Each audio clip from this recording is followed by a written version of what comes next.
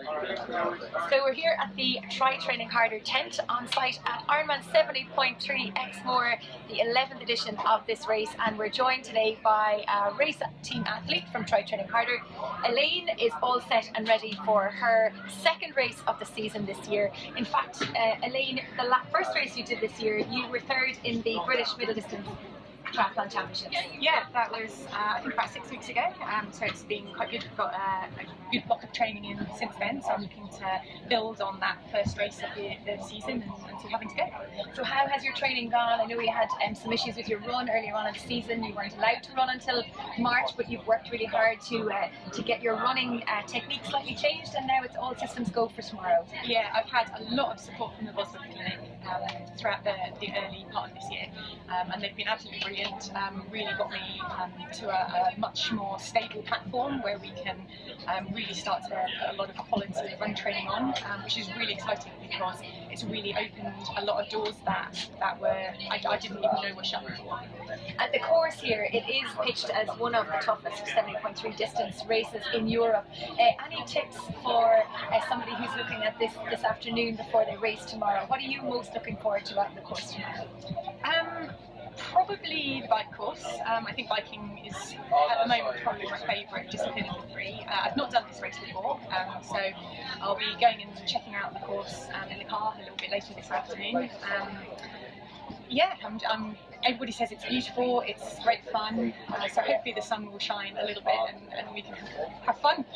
And the training to date, have you a particular time in mind for tomorrow, or is it just literally a case of let's see how the body holds up after the last 6 weeks and see how we go? Yeah, I think setting a time target is tougher on a course that's like this because it is, everybody says it's a slow course because it's really hard. And I think overall there are ways where you can get to the finish line quicker by taking it a bit easier at certain points. So for example, having been down and swum first thing this morning, I've seen that the run up to transition, it's quite long, and B, it does definitely have a bit of a gradient. And certainly I think if you were to go all guns blazing at that point, there's the potential to then basically be just burning all your matches really, really early. So I think looking at the race as a whole, remembering one of my previous mentors used to tell me that no middles in T2, so it's about the quickest, how fast you can get to the finish line, not necessarily who does the fastest bike split. If they don't then go on to finish particularly strongly, that was a good waste of effort. And in terms of, I suppose, your rituals before a race now, so your pre-race meal this evening, what will you eat now tonight? So again, I've had quite a lot of help from the Bosworth Clinic. There's a brilliant nutritionist there called Helen Honey, and she sent me a carb loading plan. So for the last 2.5 days and then finishing off today, I've been eating a lot of carbohydrate, which it does need to be quite intentional to get that amount of carbohydrate in because it's a lot more pasta than you would think you need to eat. But yeah, either pasta or rice this evening. Pretty simple and plain, but at least I know that it's not going to be upsetting my stomach at all. And finally, what are you most looking forward to tomorrow other than coming down the finish line?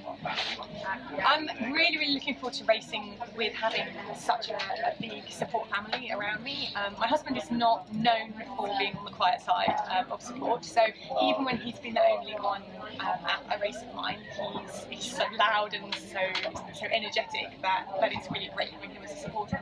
But having the coaches and my friends from Try Training Harder all going to be there on the run course, I'm really looking forward to representing the company and hopefully doing them proud. Well, we wish you the very best of luck, and I'm sure we'll catch up with you again at the finish